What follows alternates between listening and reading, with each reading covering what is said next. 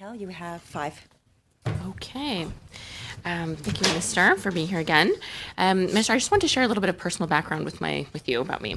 I grew up in rural Manitoba to a town of about 3,000 retired farmers. And when I graduated high school, if the men weren't going to work on their farms or cattle ranchers or going to university, they went to Alberta to work in the trades there and bring home a lot of income for their families. And so, of course, that isn't happening anymore, and it's of grave concern to me.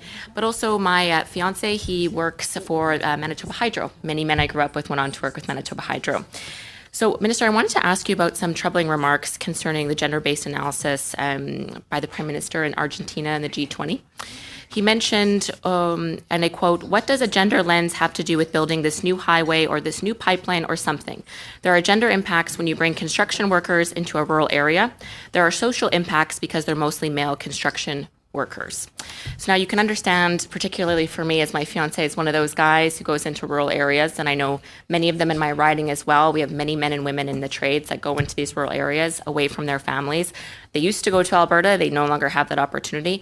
But I'm just wondering if you agree with the Prime Minister and his implication that men who go into rural areas have negative implications on women. Thank you for sharing that very personal story, and I wish you all the best with your partnership. You had asked me early on about the GBA Plus on resource development projects.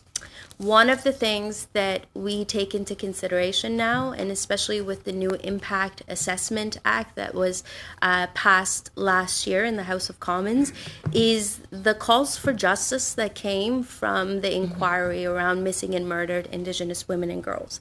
There you'll find some clarity in terms of where that gendered analysis is coming from.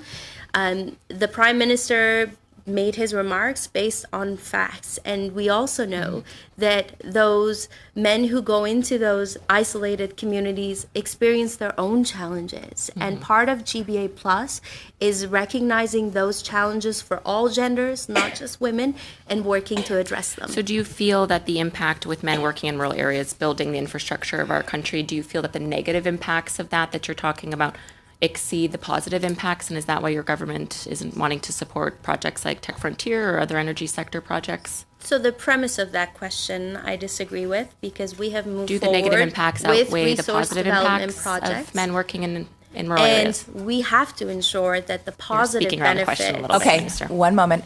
What I'm going to do, and I think everybody knows this, if we could just stop the time for a moment. Just stop. What I will be doing in this committee is I do believe it is the time of the questionnaire. That is my philosophy on this, and as the chair, I'll take that. I do recognize that the opportunity to always respond, but I'd ask that we don't speak over one another time, and then stop, clock back on. Go ahead. That's really, actually, I'd like to move a motion, Chair. Okay, stop the clock. Move a motion. Just in reference to my first question, given that the Minister confirmed that her cabinet colleagues, including the Prime Minister, have all completed the gender-based analysis plus training, I move that the committee request that the Minister of Women and Gender Equality table the GBA plus completion certificates of her cabinet with the committee. Okay.